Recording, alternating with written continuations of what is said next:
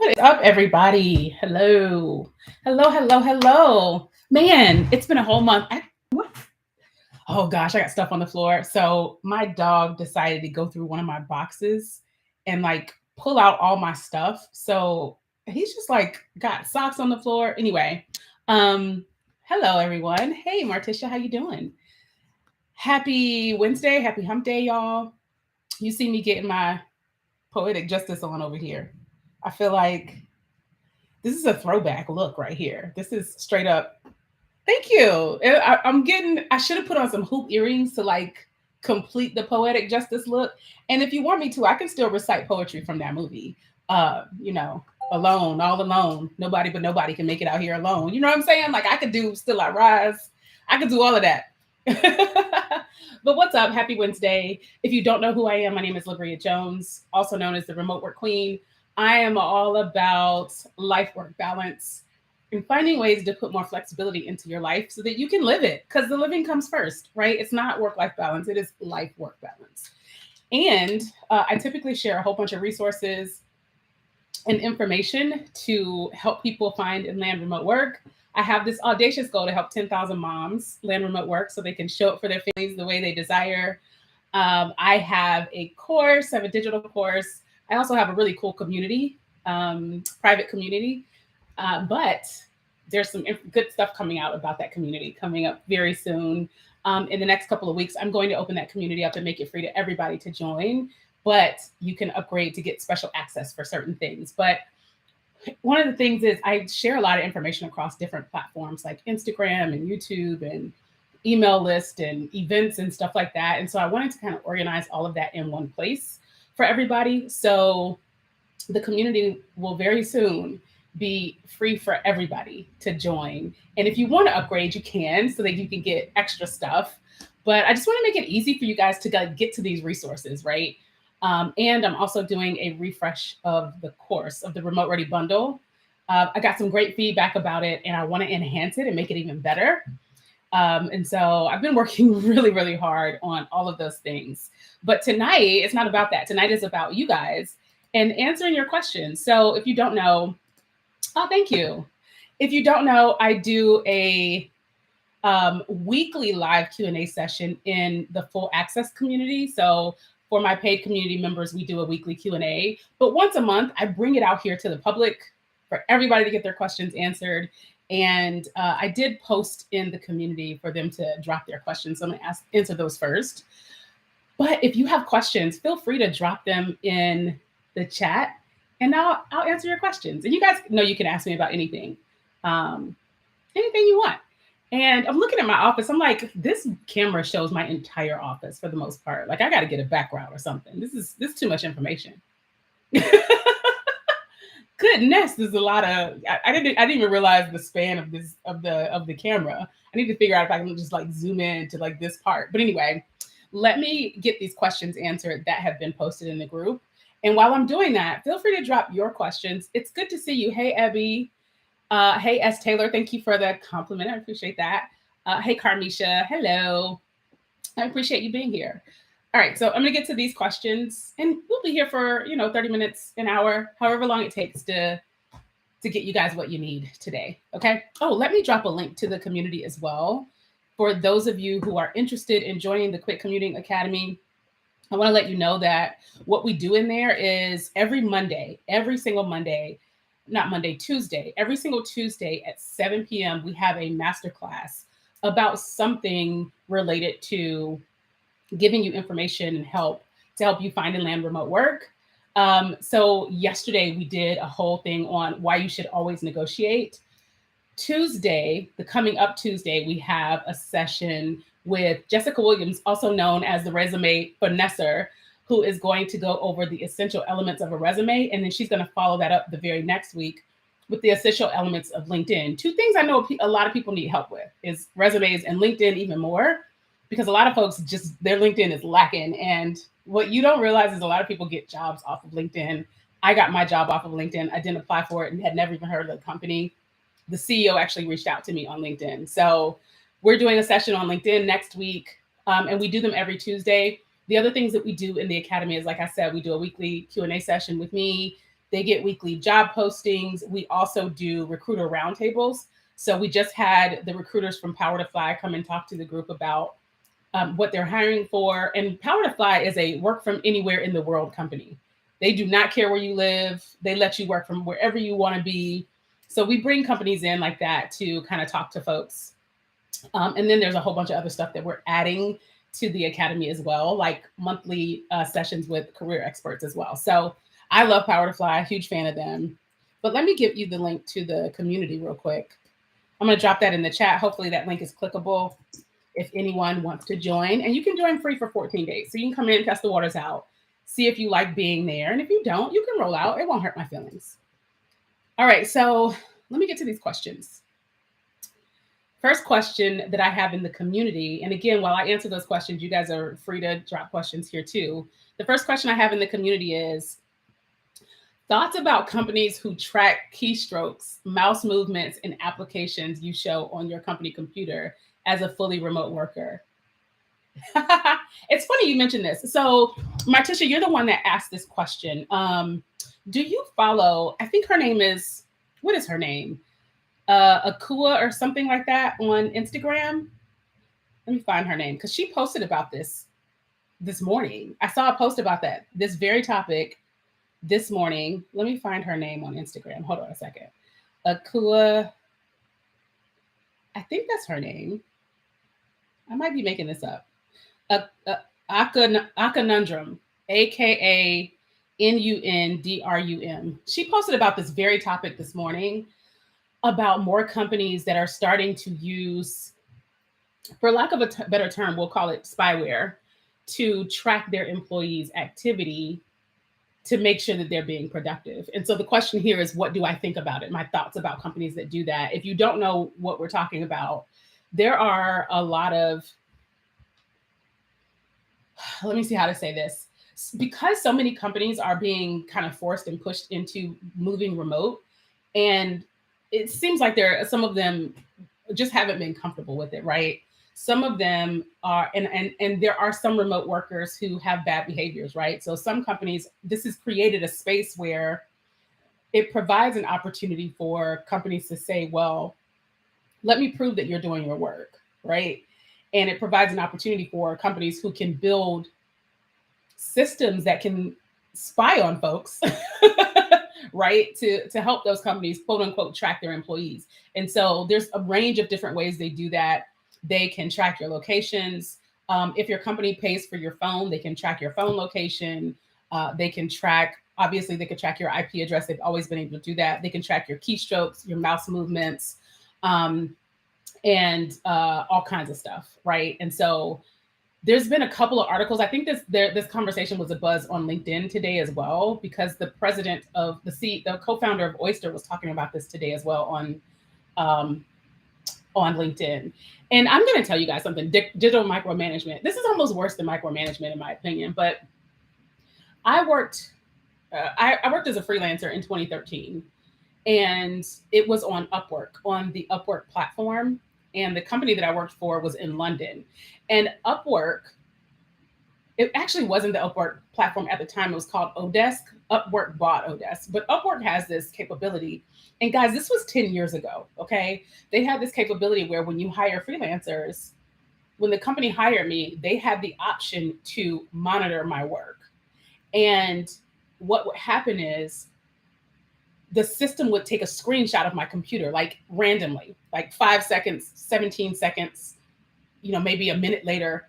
It wasn't like on a time, on a cadence. It wasn't like every 30 seconds or every 45 seconds. It would be random. It would take a screenshot of my computer. And because I was being paid hourly as a freelancer, they could use those screenshots to dispute my hours. And so a couple of times, if I happen to click off of the page and maybe like decide I want a brain break and check my Facebook or something like that, it would take a screenshot of that. And there was a couple of times where my hours did get disputed. I wised up and just started using a different computer, because at the time I had 2 laptops. But this has been going on for a long time. This isn't new. This technology is not new. So those freelancer websites like Upwork and Odesk, they've been doing this for a very long time. Again, that was 10 years ago, right? But what do I think about it? Here's how I feel about it. I feel like, um, on the one hand, we've kind of opened ourselves up to this, right? Pushing remote work. My fear is that we've opened ourselves up to a place where our homes are no longer ours. This is not my place of privacy.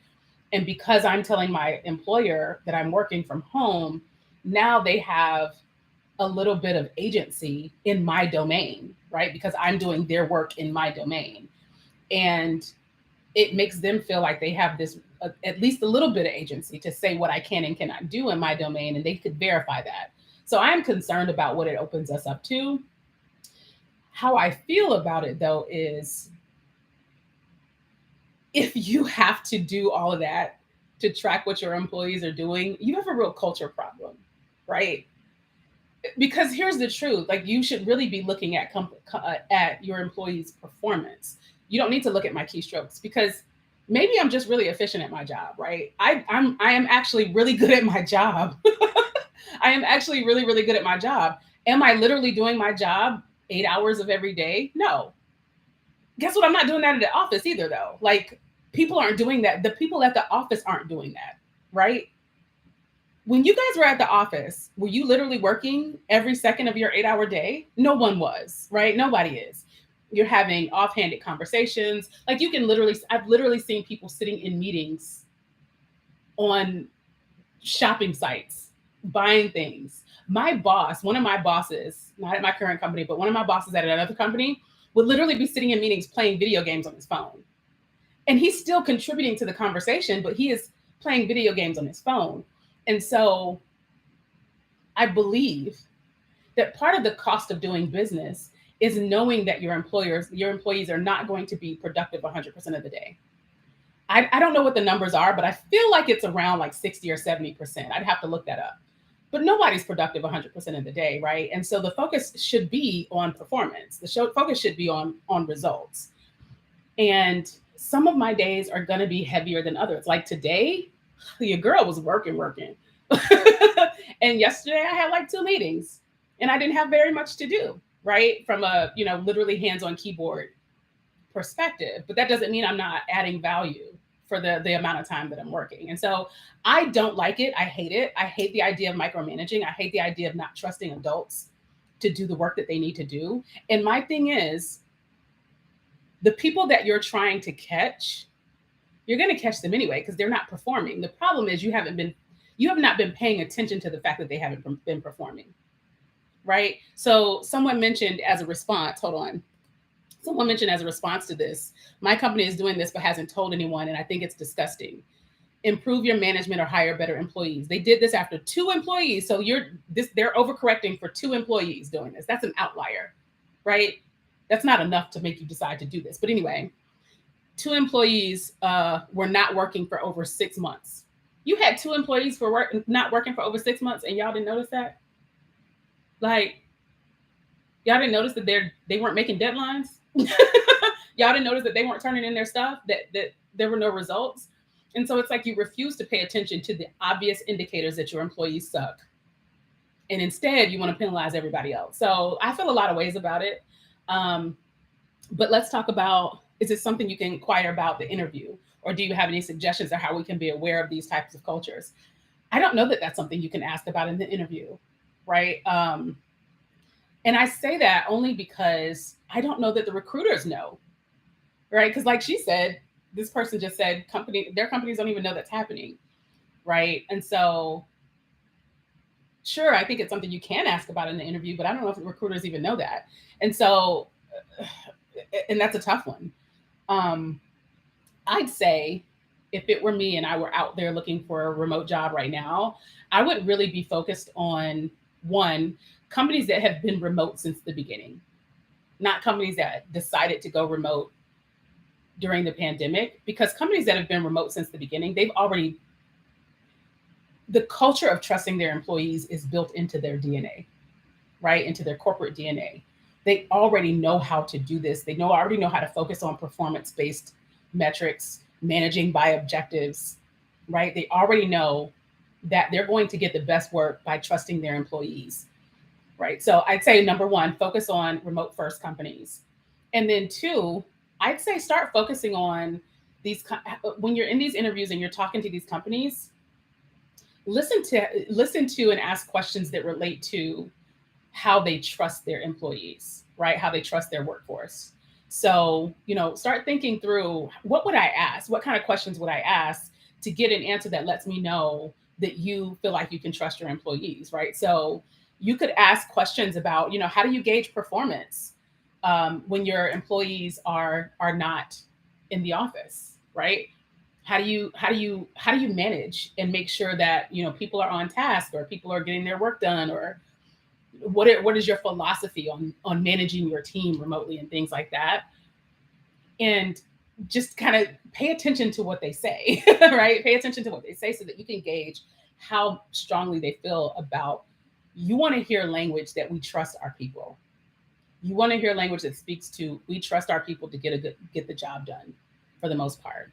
But yeah, I mean, I hate it. Obviously, the direct answer to the question is, I hate it, because I don't think that it solves the problem or tells the story that they're looking to tell, right? Um, I mean, I've got 80 tabs open at any given time, and I've got two screens. Some people have three or four screens. And I literally watch movies all day while I work. I watch television all day while I work. So if you took a screenshot, you're going to see some Netflix. You're going to see some Hulu. You're going to see me doing all kinds of stuff. But I also deliver. I literally also get my work done. I meet deadlines. Like, you're going to see all kinds of stuff on my computer if you're taking screenshots of my computer throughout the day. You're going to see all kinds of stuff, right? But you are also going to see me delivering on time. You also going to see me crushing my presentations. You're also going to see me supporting my team. You're going to see a lot of those things. And so it's not going to tell you the story of what I do. And so I think I want to work at places that pay attention to performance and results. If I had a work from home job, I'd be so happy. Trust I'm working to keep it. That part, like, I'm also angry at the people who have been taking advantage of this and putting the rest of us in this situation. You know what I'm saying? The bad apples that are spoiling it for the bunch. But I will say that I think that's an indication of that company's culture anyway. If that's how they choose to address it, that's an indication of their culture. It's not just a reflection on the employees. It's more of a reflection on their culture. I work more at home than I do in the office because I'm physically and mentally more comfortable at home. Companies need to understand that we are employed, not owned. Oh, girl, poetry snaps for that. We are employed, not owned. I got to write that down somewhere. Can I quote you on that? Like, you don't own my time. You don't own every minute of my day. And sometimes I think the great thing about working remotely is, unless you are tied to meetings, I can now work when it makes the most sense for me, right? Everybody's not productive between the hours of 9 and 5. Some of us are more productive. Like, there have been times where I've literally rolled out of bed at 4 o'clock in the morning, 4:30 in the morning. It's like, I just really want to get something done. And I come to my computer and I will work until about 10 o'clock. That's 6 hours. And for the rest of the day, I'm chilling. You know what I'm saying? So I think that's the benefit of working from home. And so those kind of things don't, again, really tell the story. How do you feel about the media trashing work from home? I mean, I think people need salacious headlines for clickbait. I think there are benefits to working from home, and there are drawbacks to it as well. There are pros and cons to working from home, or working remotely, I should say, just like there are benefits and detractors to working in an office. And so the media, it's the hot topic right now, right? And so they're going to talk about it. And so how do I feel about it, them trashing it? It's happening a lot more lately too. I mean, I feel like, one, it's clickbait, so they're going to go for the salacious stuff. And two, not all of it's wrong, right? Working remotely isn't the end all be all. It's not a perfect solution. There are definitely drawbacks and challenges to having distributed workforces. I mean, it's just the truth. And I am comfortable with them calling those things out. I mean, the truth is the truth. But I also realize that, some of the conversation is clickbait. And here's the thing. I don't think the media trashing working remotely is going to negatively impact working remotely. Guys, there have been companies hiring people to work remotely and having globally distributed workforces. Let me rephrase that. Globally remote distributed workforces since way before the pandemic, since way before this became newsworthy. I have literally been working remotely for over 13 years. And I know people who have been doing it for a long time as well. And so the media deciding to like pick on this for now is not going to make that go away. It's never going away. There will be companies that decide that they want to be in an office, and there will companies that will be remote. It will always be the case. Like, it is what it is. Good to know it's not just me having the movies going on while I work. My homegirl used to work in the office, and she would like watch movies. She would have her cell phone like propped up in her cubicle, and she would be watching movies on her cell phone. And now that she's home, she gets to watch them on TV or on one of her screens. So remote work is the future. More companies will still move towards remote first models. Agreed. Agreed. I mean, remote Buffer. Let's see. Let me find this out. Hold on a second.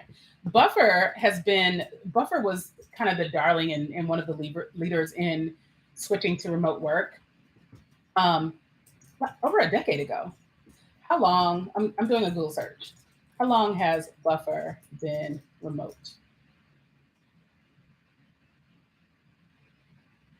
Buffer has been hiring remote teams since 2011. This isn't new, y'all. This is not new. This is not new at all. Let's see what else. They need to be more forward thinking and stop romanticizing the past. Yeah, I mean, there's just so many benefits to having a global team, having a remote team. I think what we are going to start seeing, and why we're seeing people talking about this so much again and talking about remote work negatively, is that we've reached the place where a lot of these companies that were doing hybrid, that were like, oh, we'll do both, it's not really working for them. In a lot of cases, it's not working well for them. And so they're having to pick a side. They're having to either say we're going to be remote or we're not going to be remote. There are some companies who've done hybrid well. And I'll be honest, my company has been hybrid since I started working there, because we have employees in the Atlanta office that always go to the Atlanta office.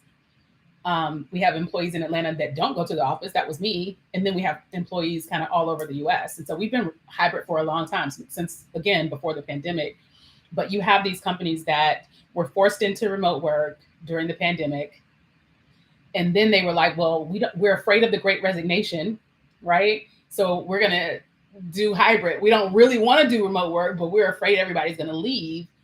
And now that we're entering into a space where it's not an employee's market anymore, they're making some decisions about what they want to do. And a lot of them are making the decision to go back to the office. And so that's why I feel like that's why we're seeing that a lot. I'm glad you caught this live too. I got excited about you presenting at No Madness Fest. I'm excited about it too. So if you don't know, No Madness Travel Tribe is a community for travelers of color. It's been around for a while. I've been in it for a very, very long time. I used to be an ambassador. I might be still am an ambassador. But they host travel festivals every year. It used to be called Audacity Fest. It is now called No Madness Fest. And I will be speaking at it. Excuse me, guys. It is September 9th through the 11th. It's next week in Newark, New Jersey. So if you're in the area, come through. I'm speaking on 2 panels. One about traveling with children, because if you don't know, I also have a community that I co-founded, called Wandering Moms, for mothers that literally want to give their kids the world. And I'm also speaking about remote work at the No Madness Festival too. Remote employers can tap into more diverse candidates. Yeah, the good thing about, I think one of the biggest benefits about having a remote workforce is you're not tied to the talent in your area anymore. It used to be, I've got to hire the best project manager within a 50-mile radius of my location. Whereas now, if I say I'm going to hire a remote in the US workforce, that opens me up to all of the best project managers in the US.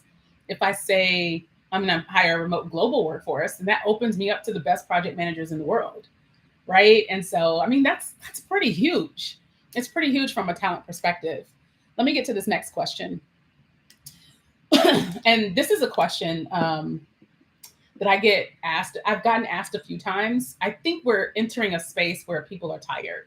I think this is the time of year where everybody's just tired. You know what I'm saying? Can you offer any advice to people who are starting to give up on the thought that remote work is possible? After so many rejections or ghosted applications, this is disheartening. Elizabeth, thank you for asking that question in the Quit Commuting Academy. And I want to say to you, I feel your pain, and I want to say that it's very valid. It is incredibly valid.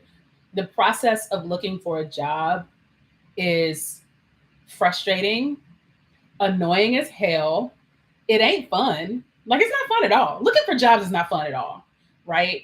And then if you feel like it's taking forever, right, it can be very disheartening. It can be very demoralizing, and it can start to chip away at your self-esteem as well, right? Um, and make you feel like, well, maybe I'm just not good enough, or maybe I'm not doing something right, right? So I want to start by saying, like, I totally understand what you're going through. It's super valid. It is super valid to feel the way that you feel. Someone else just came into my inbox about this on Instagram, and someone recently hit me up on LinkedIn about the very same thing. And I think somebody sent an email to my customer service inbox about the same thing. And so I think we're entering a period where people are tired, people are exhausted. It's just that time of year. And so I'm going to say a few things. Thing number one, I want you to be super honest with yourself. And this is to anybody that's in this situation, right? Anybody that's in this situation. If you feel like you've been applying for jobs and nothing's happening and you're getting frustrated, I'm talking to you. I'm going to pause and, y'all, my asthma has been acting up like crazy for the last couple of days, weeks. I don't know what's going on, but I feel myself. I don't know if you guys can hear me wheezing, but I feel it and I don't like it. So give me just a second.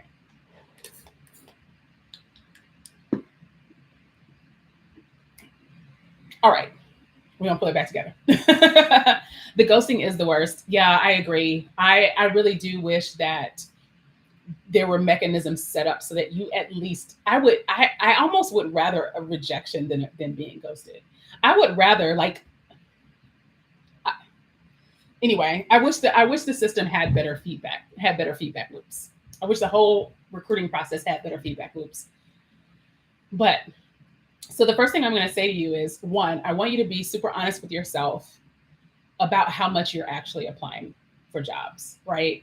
So if you are saying, well, I applied for 3 jobs this week, and the next week I applied for 2, and the week after that, I applied for maybe 5.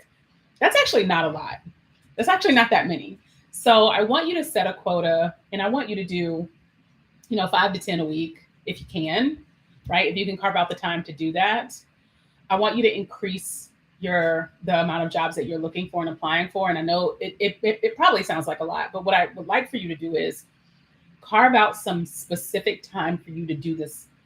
This is a sales job, right? Looking for a job is a part-time job. It is a sales job. And what salespeople do is they have a system, right? They do prospecting. And in your case, prospecting is looking for viable positions that you should apply for, right? That's what salespeople do. They start looking for leads. That's what you're doing, looking for leads. And then what salespeople do is they set aside time to make connections. So when you get those leads, when you get those jobs that you want to apply for, before you even apply, start looking around to see if you know anybody that works there, right? Go to LinkedIn and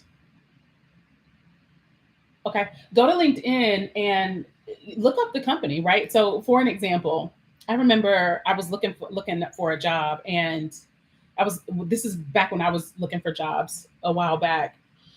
And I found this company that I had never heard of. I looked it up, and turns out a guy that worked there I had a connection with. I think he and I had talked about project management or something like that. So I hit him up and I was like, "Hey, you work at this company I'm thinking about applying for. Do you think that you could shoot my resume over to the hiring manager if you think I'm a good fit?" So I hit him, sent him my resume, and he was like, "Oh, you went to FAMU? My sister went to FAMU. You know what? I'm sending it over right now." Literally, that's what happened, and I had an interview like scheduled for the next day. Not even joking, right? And so, thing one, you need to set aside some time for prospecting. So let's say Mondays for 30 minutes, you're literally just going to look at jobs, right? And then Wednesday for 30 minutes, you're going to take those jobs, you're going to see who you are connected with, or you're going to make some connections. And there's a few people that you should always connect with. You want to obviously try to connect with the recruiter, which is tough to do, but do it. Because I've seen people inbox some recruiters and get some results, right? It's challenging, but you should do it anyway. The second person you should connect with is the person that you would report to if you had the role, right? So if it's a project manager role, it's probably going to be reporting to the manager of the PMO or something like that, right? And then the third person that you want to try to connect with is someone who's in a similar role, someone who's in the same role, because you can reach out to that person and say, "Hey, I'm thinking about applying for this position at your company, but I wanted to ask you, what do you think about working there first?" Right? Do you like working there? Whatever. Strike up a conversation, make that connection. They're going to be easier to connect to because you guys have similar roles. So it's easy for me to connect to other project managers on LinkedIn because I'm already a project manager, right? And so if I'm looking for a project management job, I'm hitting up other project managers at companies and being like, "Hey, you guys are hiring project managers, thinking about applying. What do you think?" Right? And if you think I'm a good fit, would you mind shooting my resume over? So again, I'm going to go back to, you need to create a system for yourself. You're going to prospect, right? And then you're going to work the network. And then you're going to submit your proposals, which is what salespeople do, right? You're going to go ahead and apply for those jobs. And if you keep consistent on that for a number of weeks, you'll, and set a quota for yourself, you're going to see you can prove to yourself and hold yourself accountable to say, "I am actually applying for a lot of jobs." Because if I asked you how many jobs you've applied for, you probably can't tell me. And so I think that a lot of people say, "I've been applying to a lot of jobs," but if you actually have to put that on paper, half the time it's not a lot. It's like, I applied for 3 jobs last week and 2 the week after. That's not a lot. It's just not. And so I want you to be honest with yourself about, are you truly out there hustling and grinding on this? Because this is a sales job. Your new part-time job is looking for a job. And to make it easier to hold yourself accountable, create a system and then track what you're doing, right? Track how many jobs you apply for every week so that you can literally say, I actually am doing a lot of this, right? The second thing I would tell you to do for anybody that's in this situation is, I used to do process reviews, right? Where I would look at a process, document that process. And if I found there was a bottleneck in the process, we figured out a way to fix that bottleneck. So when you're looking at this process, the process is apply for a job, get an interview, nail the interview, get an offer, get the job. If you are stuck anywhere in that process, it's time to figure out how to address that place where you're stuck. So if you're applying for jobs and you're not getting any interviews, it might be time to say, well, let me get someone to professionally update my resume, and let me get someone to professionally review my resume. And what I would recommend that you do is take the last 3 jobs you applied for and your resume to a resume expert and say, do these things match up? How do I make these things match up? Okay. So that they can help you figure out how to unlock that part of the process. If it's interviewing, I would say find an interview coach. Jenna Mulherin is one. She's actually doing a masterclass in the Quit Commuting Academy at the end of September. I believe hers is going to be on the biggest mistakes that interviewees make. I think that's what she's doing the topic on. And it's the last Tuesday of September. So she's on the schedule for September. But feel free to reach out to her. Again, her name is Jenna Mulherin. Her Instagram is on the interview. But you can reach out to an interview coach and send them the job that you applied for and say, hey, could you interview me for this position and tell me what, kind of what do you feel like I'm missing, right? So figure out how to fix the steps in the bottleneck. That's the second thing I tell you. The third thing I tell you to do is implore some patience. I don't know how long you've been at this, friend, but it takes on average 90 days for someone to find and land a new job. And because we're moving into, because we're coming out of a place where employers were trying to hire people like they were dying for people, right? That was happening a lot faster, but now we're moving into a place where it might be slower, right? So it could take longer than 90 days. So you're going to have to be patient and work the process. And then the last thing I'll say is take care of yourself. If you need to take a break, take it, right? Because again, the constant rejection, the constant being ignored, it can be very disheartening, it can be very demoralizing, and it can start making you question your own self-worth and your own abilities, right? And so, for the sake of your mental health, take a break, but be very intentional about how you take that break. Say, I'm going to take a break for 2 weeks, and then I'm going to pick this back up. Set a date on your calendar to get back to it, okay? But if it gets bad enough, please, please take a break. Take a break. Don't drive yourself crazy putting yourself in this position because it's not easy. Searching for jobs is not easy. It's not fun. Take a break. Take a break for a week. Take a break for 2 weeks. Come on back. Let's see here. Oh, one more thing I'd say. One of my friends hit me up about remote jobs the other day. And she was like, hey, I'm looking for positions in marketing. If you know of anything, let me know. And I told her immediately, I happen to know this company is hiring for marketing. Go holler at them. And she was like, well, I got rejected from them the other day. And I was like, well, they have multiple marketing positions. So if you got rejected for that one, you may be a fit for another one. And it didn't even occur to her to look at other positions that they had. And so I do want to remind you that a rejection from the position does not mean a rejection from the company, right? So don't take that as like, oh, well, this company doesn't want me at all. You might not have been a good fit for that position. You could still apply to other positions as well, especially if it's a really large company that has multiple positions. And just make sure that you're being intentional about how you apply. You're not taking that resume and slinging it to every position. Make sure that your resume speaks to the position you're applying to. Not sure if, wait, not sure if this question is relevant, but can you briefly talk about how you deal with toxicity in the workplace? Miss Eva Simone, these are Ask Me Anything sessions, so you don't have to preface it with, I'm not sure if this question is relevant. Feel free to ask your questions confidently. You can ask me anything, all right? How do I deal with toxicity in the workplace? I thankfully have not had a lot of that in my life. Thankfully. I don't experience that where I work right now. The company that I work for right now, like most of my employees are my friends. Like, we're pretty cool. So it's tough for me to answer that from a place of, right, like I need my job, but also, so I'm going to, here's what I'm going to say. I think I'd love to know an example. Can you give me an example of the toxicity in the workplace? Because I'm very much a straightforward person, and based on where I work now, if I experience that, I'd say something about it, right? I'd address it head on, or I would, I would either address it head on or talk to HR. And so I think there's kind of levels, and it really just depends on the culture of the place. It depends on who it is, what your relationship is. But keep in mind, talking to HR is always an option as well. And leaving is also always an option as well. But that's something that I don't feel that I am necessarily an expert on, because I've not had to deal with that. Does that make sense? And if anybody else who's watching this has advice, feel free to drop that in the comments for Miss Eva Simone. But I'd say if you could give me an example, then I could probably be a little bit more helpful, I think. Malicious gossip or bullying. Are they gossiping about you or gossiping about people around you?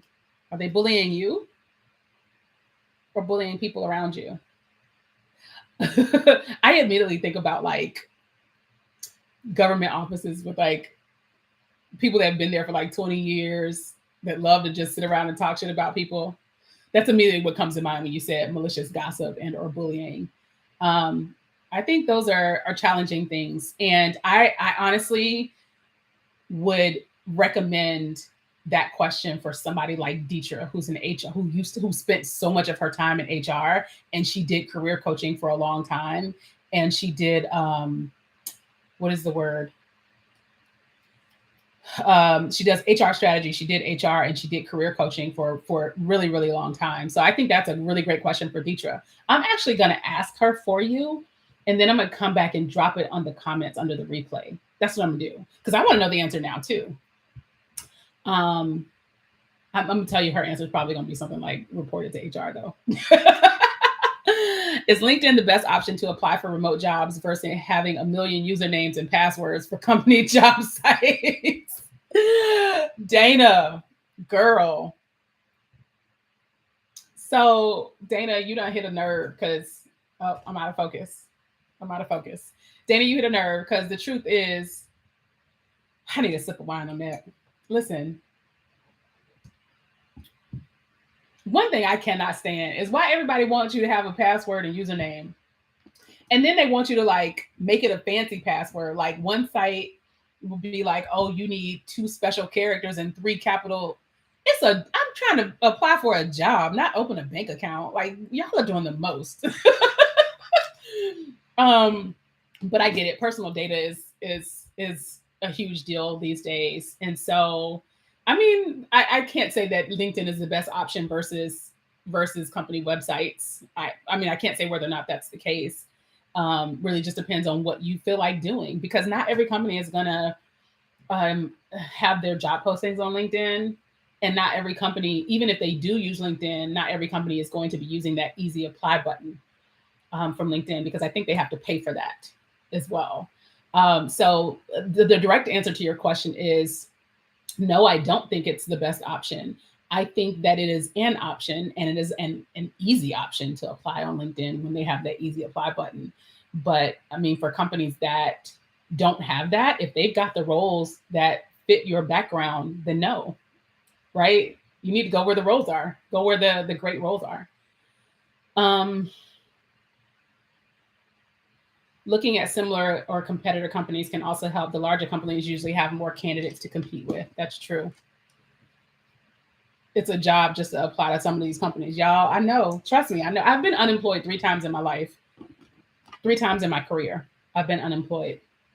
And, ugh. Trust me, I get it. Like it's not fun. It's especially not fun when you need a job. Right? It's one thing when you're like, oh, I'm going to test the waters and see what's out there, which I think everybody should do at least once a year. At the very least, once a year, polish your resume, apply for some stuff, see what's out there, whether you leave your company or not. Applying is not leaving. So just kind of see what's out there and keep yourself competitive and build your network. I feel like once a year you should do that. But like when you're unhappy with your job and you're looking for another job, or you're unhappy with your situation, you're looking for another job, it's not fun to look for jobs. And it's absolutely not fun when you need a job, right? Being unemployed is tough. I've done it a few times. Are cover letters still relevant? Have they ever been? I'm just kidding. I'm just kidding. I love that question. Literally every time we do a recruiter roundtable, I ask recruiters that question. That is like usually the question I close with. You know, cover letters, yay or nay, right? And the general feeling is that they don't necessarily help. They don't hurt, and they can help in certain situations. And I'll tell you what I've heard. So one, if if a company requires a cover letter, obviously you want the job, you want the cover letter. I saw somebody do a reel the other day where she was applying for a job and she saw that it said cover letter required and she just closed the laptop and was like, never mind. Totally get that. But obviously if it's a job you want and they require a cover letter, write the damn cover letter, guys. It's not that big a deal. If they don't require a cover letter, then no. The places where you want to have a cover letter is where you are not a clear fit for the role. Let's say you're transitioning into a new position, into a new field. I saw a resume the other day of someone who used to be a nurse who's transitioning into project management. That's somebody who should probably write a cover letter, right? To kind of really kind of detail out what from my experience is relevant to this role. And so I've actually had recruiters from companies that I love say that very thing. The recruiter at Power to Fly said that. The recruiter at Remote said the same thing, right? So cover letters are great tools to help provide context if you are not a clear fit for the role. So, so they are relevant in those instances. I totally feel you. I think cover letters shouldn't be that tough to write, really. And there's some pretty good templates on the interwebs, on the internet. There's some pretty good templates out there, but really what you want to do is make sure those first few sentences are catching, are attention grabbing, and that within the first, paragraph or, whatever bullet points you put in there, you really quickly tell them why you're a fit, right? You very quickly and very succinctly tell them why you are a good fit. And you can create a template that you can then go and tweak, just like your resume as well. Just make sure that when you do that, you absolutely do review it and tweak it and update the company's name. A recruiter told me that what happens often is that they get cover letters with another company's name in it. So make sure you are double checking that before you submit those cover letters if you are. But no, I don't think they're required. I think they're only relevant in specific cases. One, if a company requires you to do it, and two, if you're not a clear fit for the role and you want to add. And by not a clear fit, guys, ladies, I don't mean that there's 10 bullets and you only meet 8. You only meet 8 of the 10 bullets, you're a clear fit. It's fine. But let's just say like this is a completely different area, industry, field for you, and not a lot of your experience. You don't have a whole lot of work experience in your resume that meet the requirements of the role. That it might be, not might be, it's kind of beneficial for you to add additional color. It's almost you getting to have a conversation with them before you even have an interview. It's you getting to have a conversation with them about why they should pick you without you even having to have an interview. So I look at it that way to make it feel more positive. Let's see, do I have any new questions? That's it. I don't have any other questions in the group. I don't think. I heard a notification in the group, so I was checking to see if anybody else dropped a question. Nope, that's it. That's it. Well, thank you guys. We have 12 minutes. If there's not any other questions. It's really cool talking to you guys. Oh, can the skills I've acquired over the years as a homeschool educator transition to a remote position? Latrice, friend, you just said you were a virtual assistant. That is a remote position. What you talking about? Of course. Of course. Oh, specifically as a project manager. Okay. I was like, wait, freelance graphic designer. Absolutely. That's a remote position. Of course. I say this all the time. I think almost every job has an element of project management. Almost every job has an element of project management. If you are a homeschool educator, you literally manage curriculums on a regular basis. Those are projects, right? Building out curriculums, building out education plans. Those are project plans, right? Doing virtual assistant work. That is project management. A lot of that is project management, right? Making sure you're providing status updates and all of that. So the short answer is yes. The added answer is I have a whole video about how I transitioned into project management, and I shared a lot of ideas and commentary around how you can start to look at yourself and your roles and pull out the things that you've done that are related to project management. So check that out once you get off this video. Oh, you thank you, Dana. I appreciate that. Once you get off this video, head over to my YouTube page and check out the project management video. It's kind of long. It is pretty long. I I keep saying I'm gonna do a shorter one, or just do like a project management challenge for like a week, and just kind of, we can do some live classes together. But right now I'm trying to get through this community updates and this course refresh. I'm thinking maybe early next year I'll do a project management challenge, and we'll do a series of talks around project management because people are always asking me about it. Um, but yeah, I mean, the answer to your question, absolutely, absolutely, those skills could transition into project management. Hell yeah. I went to project management from finance, friend. I was in finance. I was doing building financial models, and I moved into project management from that. So yes, yes, you can do that. Yes, I agree. I hadn't realized that I've been doing project management for most of my career and leading teams. I will be transitioning into PM with some prayers. Excellent. Is it possible to transition to a PM without it taking a salary cut if this is the first time in the actual title role? Um, I'm sure anything's possible. To be honest with you, I'm sure anything's possible. Uh, I, I don't have data to back that up. I'm gonna just kind of be honest with you. I don't have any data to back that up. What I will tell you is when I transitioned into a PM role, I got a pay bump. So I didn't take a pay cut to move into a project management role. So it really just kind of depends on what kind of roles you're able to move into. One of the things that I would say might be helpful is to start trying to freelance as a project manager. Go on places like Indeed and Upwork and places like that, and look for some contracts as well. Um, Look for some contracts as well, so that you can start to add to your toolkit as a project management. Because if you do some freelance work, you're already kind of adding to your background as a project manager as well. That's something that I did early in my career, and I talked about it in that video as well. Um, I purchased a remote ready bundle a month or so ago. Can you share how to get back to it?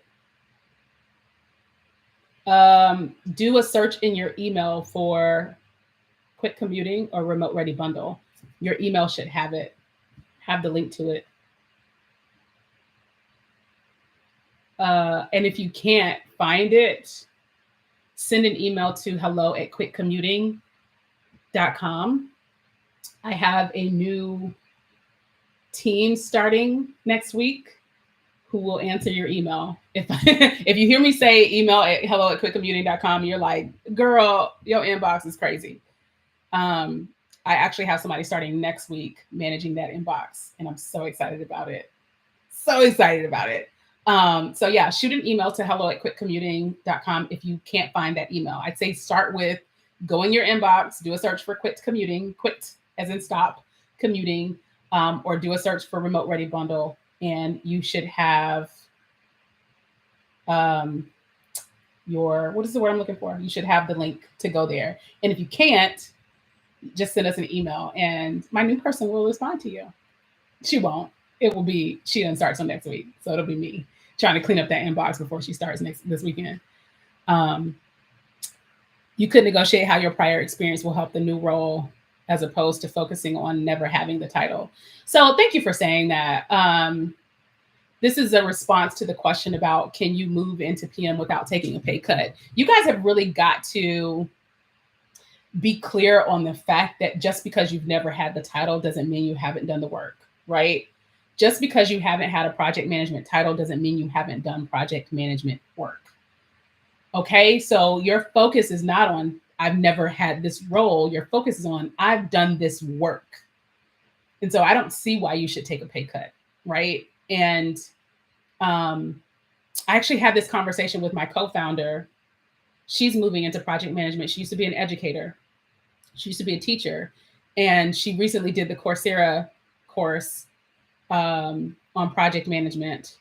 And she was telling me she was thinking about getting her PMP after a few years. She just got a job as a project manager, and she was thinking about getting a PMP. And she was like, I've got to wait because you've got to have hours of experience. And I was like, friend, we launched a whole business 5 years ago, and we have hosted multiple, trips abroad with families, multiple trips abroad with moms. We've hosted 2 virtual events. You have been a project manager for 5 years. Stop playing. Just because nobody called you project manager, just because it wasn't your title, doesn't mean that you weren't doing that. So you don't need to wait to take the PMP. You've been a project manager for 5 years. You have 5 years of project management experience as a co-founder of this business. Every single trip we've done was a project. Every single virtual event we've done was a project, right? So just because you don't have the title does not mean you aren't doing the work. And so you really need to sell yourself based on the fact that you have done the work, not about the title. Okay. Oh, look at people troubleshooting in my inbox, in the chat. I love this. Somebody said the email subject is thanks for purchasing remote ready bundle and click view course. I love y'all. Y'all are the best. I absolutely love that. Let's see. Come through with the assistant and new team. Yes. If you're a mom, you have PM experience. These are big facts. All right, guys. All right. I think I hit all the questions. I think I hit them all. Okay, so with 4 minutes left, I just want to say thanks for stopping by. Thanks for hanging out with me. Really, really good time. I only do this with the public once a month, but I do this with the Quit Commuting Academy every week. Every single week, I do this with the Quit Commuting Academy. So if you guys want to join and hang out with the Quit Commuting Academy, here is the link. You can try it out free for 14 days. And next week, Tuesday, we are doing a live masterclass on, oh, thank you for subscribing. We are doing a live masterclass on essential elements of a resume next week. And then the week after, we're doing essential elements of LinkedIn. And I know people's LinkedIn be struggling. I know it because I see people's LinkedIn all the time. And every time I have a one-to-one with somebody and I ask them about their LinkedIn, I'd say out of 10 one-to-ones, I probably have 2 people that their LinkedIn is like actually popping. So feel free to join the Academy and come to those sessions so that you can get your essentials of the resume and essentials of LinkedIn. Plus, when you're in the Academy, you have access to all of the previous masterclasses that we've done. And so you've got a whole library of resources available to you. So you guys can click that link and join the Academy. And stay tuned as well. If you're on the email list, stay tuned because some really, really cool things are coming in September. September is going to be a great month. Like fall comes in September. My Libra season is in September. My birthday's in September. But also we have some changes to the Quit Commuting Academy that are pretty exciting for everyone.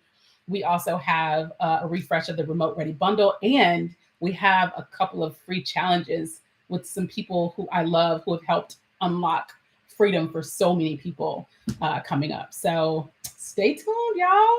Good stuff is happening. Will we be able to upgrade the bundle? We'll be able to upgrade the bundle. Oh, you mean from the course to the new course, Dana? Is that what you're asking? So if you already bought the course, will you be able to upgrade to the new course? Somebody said the Remote Ready Bundle is everything. I appreciate that. It's going to be even more.